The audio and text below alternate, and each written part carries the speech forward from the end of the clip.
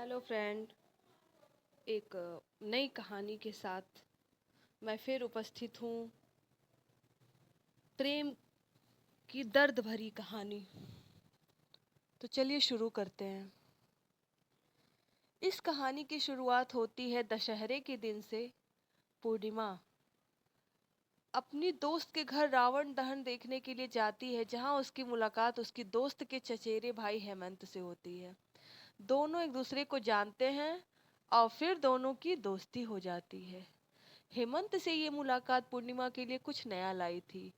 अब तो हेमंत से पूर्णिमा का मिलना जुलना बढ़ गया और कुछ दिन बाद देखते देखते वो दोनों अच्छे दोस्त बन गए। हेमंत और पूर्णिमा की यह दोस्ती बहुत आगे बढ़ती गई और अब तो हेमंत को पूर्णिमा से प्यार हो गया था और उसने पूर्णिमा से अपने प्यार का इजहार तक कर दिया। हालांकि पूर्णिमा थोड़ा असहज हुई, क्योंकि उसके जीवन के इस खालीपन में ऐसा पहली बार हुआ था कि किसी के वह इतने करीब आई थी और उसका प्यार का इजहार उसके सामने करना, यह सब नया था पूर्णिमा के लिए। पूर्णिमा ने तब तो कुछ नहीं कहा। बाद में हमेशा हेमंत के बारे में सोचती है और अपने मन में ख्वाबों को बुनती रहती। कई बार तो उसने यह बात हेमंत से भी साझा की और जो बात आगे बढ़ी तो पूर्णिमा के इस खालीपन की जगह पर हेमंत का ऐसा असर हो गया था कि अब तो पूर्णिमा को भी हेमंत से प्यार हो गया कि किसी के वह इतने करीब आए थे और उसका प्यार इजहार उसके सामने करना है सब नया था पूर्णिमा के लिए। पूर्णिमा ने तब तो कुछ नहीं कहा। बाद में उसे हेमंत के बारे में सोचते मन के ख्वाबों को बुनती रहती। अब दोनों की प्यार परवान चढ़ने लगी थी और दोनों के प्यार की ऊंचाई आसमान छूने लगी थी। बात लोगों तक पहुंच गई और बात इतनी बड़ी कि खबर का दोनों के परिवार की दहलीज तक आ गई थी। बात जब पूर्णिमा के परिवार तक पहुंची तो पूर्णिमा के परिवार वालों ने पूर्णिमा को काफी समझाया। परिवार की मान मर्यादा इज्जत व न जाने कितने कितने ताने दिए।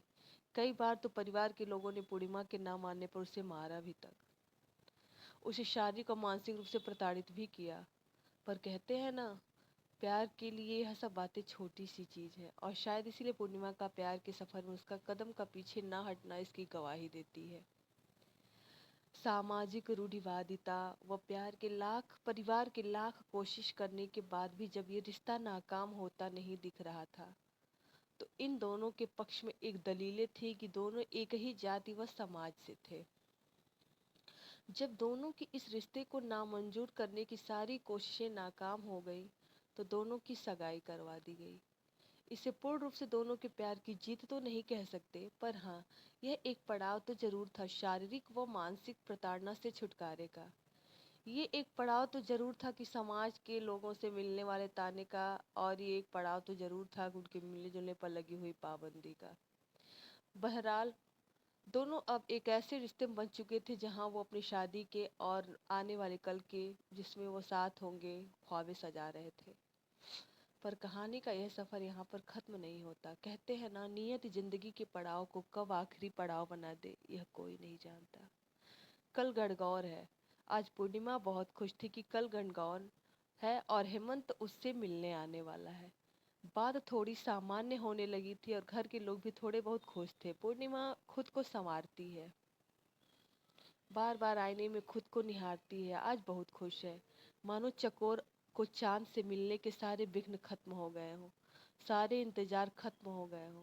हालांकि अब तो इंतजार था कल का।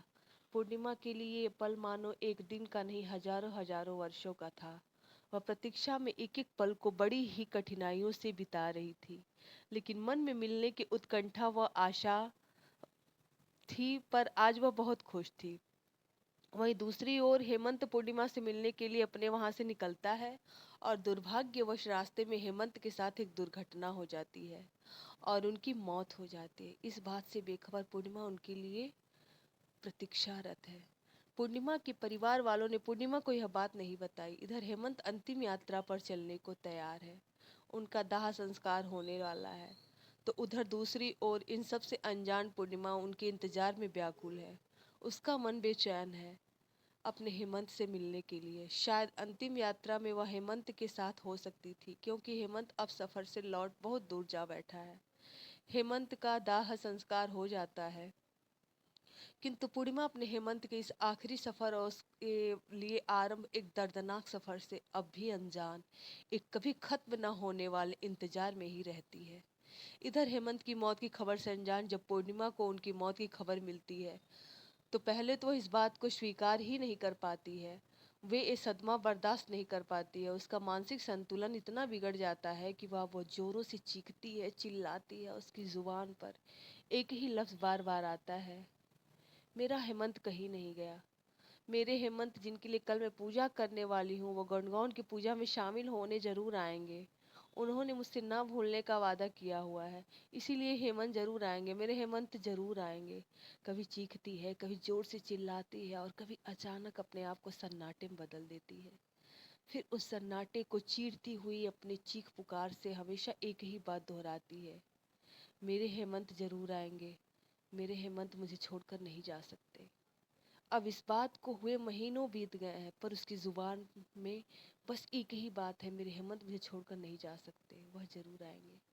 इन सब के बीच परिवार के लोग व समाज के अन्य लोग जो इनके प्यार को नाकाम करने में अपने तमाम कोशिशें लगा चुके थे, वह लोग जो कभी न जाने कितने ताने सुनाया करते थे, तो कभी तानों की बरसात कर दिया करते थे, आज उनकी आंखों में भी आंसू थे पूर्णिमा की हालात देखकर।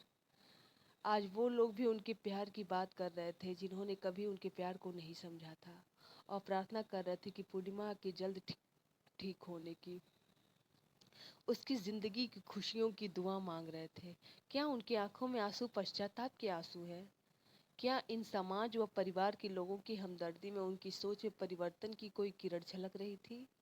क्या जो लोग कभी इन्हें ताना दिया करते थे, आज भगवान से प्रार्थना कर रहे हैं इसे ठीक होने की? क्या ये उनके हृदय की गहराइयों से की गई प्रार्थना थी? बहरहाल कहानी में आपको आगे लिए चलते हैं। कहानी के उस पड़ाव पर हम पहुंच चुके हैं जहां पर पूर्णिमा की जिंदगी की शुरुआत होने से पहले ही खत्म होता दिख रहा था। खैर बहुत दिन गुजर गए थे। अब पूर्णिमा खामोशी के साथ रहने लगी थी। अपनी खामोशी में अपनी घुटन को छिपाए बैठी रहती थी, किसी से कुछ नहीं कहती, अपने जज्बातों को अपने सिराहने में समेटे रहती। रात में उसके सिसकने की आवाज़ बस उसके कानों तक ही जाती थी, किसी और का कंधा उसके रोने के लिए था भी तो नहीं। इसी बीच परिवार की ओर से दलील दी जाने लगी कि अब कौन करेगा इससे शादी, और यदि बेटी की शादी नहीं होगी तो समाज में लोगों के बीच क्या मुंह दिखाएंगे। यह सोचकर हेमंत के छोटे भाई से पूर्णिमा की फिर से सगाई करवा दी गई। न चाहते हुए भी पूर्णिमा को फिर एक रिश्ते में बांध तो दिया गया, पर वो महीनों तक, वर्षों तक जिंदा होकर भी मरती रहती, सहती रही सारे ताने, सारी प्रताड़ना। अब वह जिंदा होकर भी मर चुकी थी, थक चुकी थी अपनी ज़िंदगी के सफ़र में, और अब वो इतना थक चुकी थी कि धीरे धीरे अपने हालातों से समझौता करना सीख लिया था उसने, और शायद इसलिए अब तो खुश रहने लगी थी। परिवार के अन्य सदस्यों के सामने और लोगों के सामने अपने दुख को छुपाने की भरसक पूरी कोशिश करने लगी थी। फिर शुरू हो गई समाज के अन्य लोगों की अपनी अपनी अपनी पूर्वाग्रह तथा दलीलें, फिर से लांछना लगाना शुरू कर दिया गया, और प्यार का मजाक बनाने का एक नया हथकंडा मिल गया शायद उन्हें। अब उसकी खुशी पर न जाने कितनी बातें गढ़ने लगे कि देखो कितना खुश है, इसे मानो कुछ हुआ ही ना हो। ध्यान रहे ये वही लोग हैं जो कुछ ही समय पूर्व पूर्णिमा के हालातों पर आंसू तक बहा रहे थे और भगवान से प्रार्थना कर रहे थे कि जल्दी से ठीक हो जाए। आज वही लोग इस पर चरित्रहीनता के आरोप मढ़ रहे थे। इन सभी बातों ने उसके जीवन में पुनः वह सारी विपदाओं को ला खड़ा किया जो उसने पहले देखी थी। मानो उसके जीवन में दुखों का साया फिर से आ गया, उसके हंसते खेलने वाले जिंदगी में फिर से दुखों का बवंडर आ गया। अब वह फिर से टूटने लगी। समाज ने यहाँ तक कहना शुरू कर दिया कि इसने जो कुछ भी किया था वह नाटक था, वह सारा प्यार, वह सारा दुख तो दिखावा था, वह तो महज एक छल था। और पूर्णिमा से अब उसके ससुराल वालों ने फिर से सगाई तोड़ दी, यह कहकर कि हमारे एक बेटे की मौत की जिम्मेदार यही है, अब दूसरे को न मार दे। इसके कारण हमारे मान सम्मान, इज्जत को ठेस पहुंची है, और साथ ही ठहरा दिया अपने बेटे की मौत का जिम्मेदार। हम उसके दर्द की कल्पना भी नहीं कर सकते हैं जिसने इस दर्द को जिया है। मैंने मात्र देखा है उसे जिंदगी जीते हुए, और मैं बहुत आहत हूँ लोगों की, समाज के और परिवार की ऐसी मानसिकता को देखकर। और जिसने ये सब सहा है उसकी मनोदशा कोई नहीं समझ सकता। फिर क्यों लोग आ जाते हैं किसी की खुशियों को छीनने? क्यों लोगों को उसके पल की भरी खुशियों को नहीं देखी जाती? उसके दर्द को नहीं समझ सकते? मत समझो उसे, और कम से कम दर्द तो ना दो। क्यों किसी को फिर से जीने का हक नहीं? मुझे आज तक उस लड़की का गुनाह समझ नहीं आया कि क्या किसी से प्रेम करना गुनाह है? क्या प्यार करने से वो चरित्रहीन हो जाती है? और क्या उसका गुनाह था उसका प्यार अधूरा रह गया? क्या उसका गुनाह था कि ये उसने फिर से जीना चाहा? प्यार के नाम पे लोगों ना जाने कितने भाषण देते हैं, ना जाने कितनी सारी उपमाएं दी जाती हैं। कान्हा जी, राधा जी, प्रेम को लोग पूछते हैं। क्या वाकई में पूछते हैं? मैं नहीं मानती ऐसा कि लोग मानते हैं भगवान के उस प्रेम को। अगर ऐसा होता तो आज हर समाज में प्यार करने वालों को अलग नहीं होना पड़ता, किसी को ये दर्द नहीं सहना पड़ता। अगर लोगों के अनुसार ये गुनाह ही है तो क्यों समाज पूजा करते हो राधा कृष्ण के प्रेम की मूर्त की? क्यों उन्हें भी सजा नहीं दे देते प्रेम करने की, प्रेम करके अधूरा छोड़ देने के लिए? एक ही उम्मीद करूंगी कि किसी को जीने नहीं दे सकते तो उसे मरने के लिए भी मजबूर तो ना करो। किसी का दर्द नहीं समझ सकते तो और दर्द तो न मत दो। कहते हैं ना, कभी सर्दी कभी गर्मी, दुनिया के नज़ारे हैं। प्यास तो उन्हें भी लगती है जो दरिया के किनारे हैं। थैंक यू दोस्तों। अगर अच्छा लगे तो लाइक और सब्सक्राइब